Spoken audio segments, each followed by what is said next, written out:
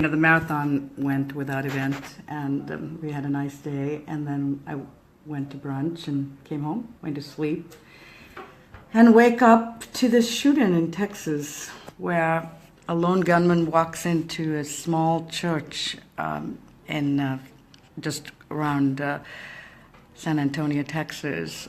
What is the exact town? It's and shoots 25 people. I mean, he essentially kills 50% of that mass. There were 50 people in church praying, and there are 25 dead.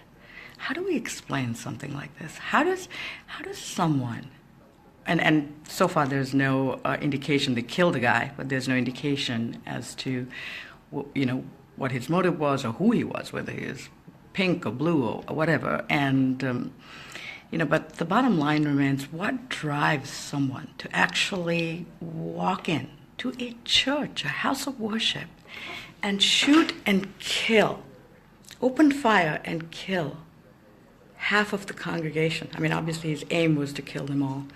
But this is a very small town, okay? And the Sutherland Springs is a town, apparently there was about 12% of the population in church in Sutherland Springs, Texas, when this guy just walked in an hour ago and opened fire and killed 50% of the congregation. We really all have to start taking a look at ourselves, when people are motivated by such bizarre, it's even hard to really put a word on it. You can't put into words what can potentially possibly motivate someone to actually go and open fire and kill people attending a mass. Okay, look at that guy Dylan Roof who did that in South Carolina. I mean, now everybody's going to jump and say, hey, listen, this is all about guns and we need to, do something and control guns better. But this is not really about guns. I mean, it's perhaps far more about, what kind of movies that these young people watch. I mean, I don't know yet his age or anything about him. There are no facts been indicated on the news as to what his age group is or who or what he is. But what drives someone? Maybe, if you're going to point fingers at the Second Amendment and say we need restrictions on guns and far more controls that we have in place, and believe me, we have a lot of controls in place on guns.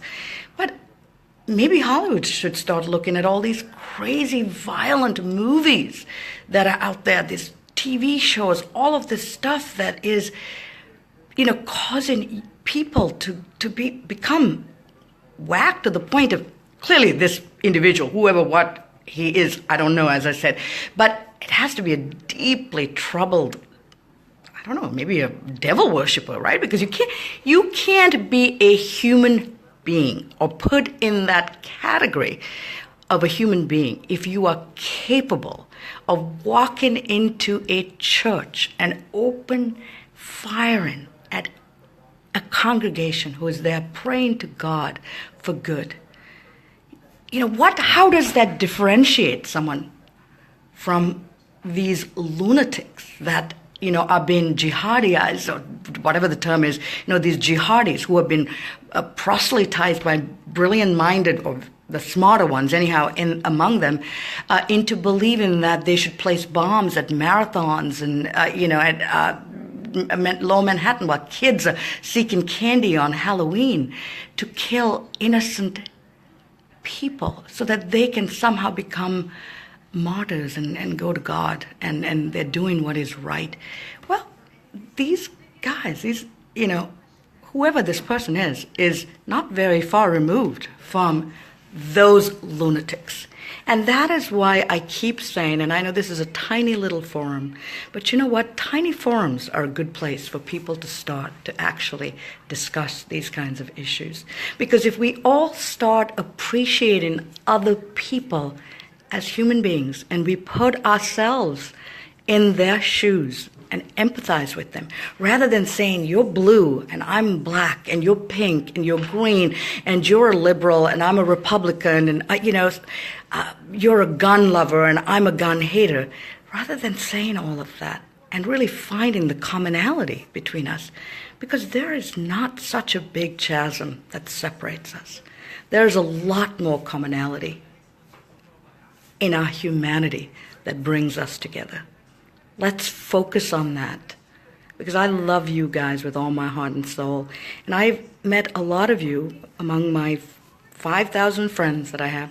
Obviously I don't have 5,000 friends in real life, but I've met some wonderful people far and wide, from Texas. I live here in New York, but from the deep south, from Asia, from all different parts of the world. And I find so much love and so much commonality with you guys. And I thank you for your friendship, and I thank you for your love. And I ask that we all say a prayer for what's happening right now in this little town of a very, very small group of people in Sutherland Springs, Texas, and that we find the commonality in us when we reach out to actually discuss these issues about guns and violence and what causes people to act this way, and insanity perhaps, or devil worshippers, whatever it is. But let's look at the love and the commonality among us rather than all the different chasms and things that differentiate us. Love you guys. Sorry for getting on my soapbox, but I had to just now. I was fast asleep and I woke up to this horrible thing, so I had to say something.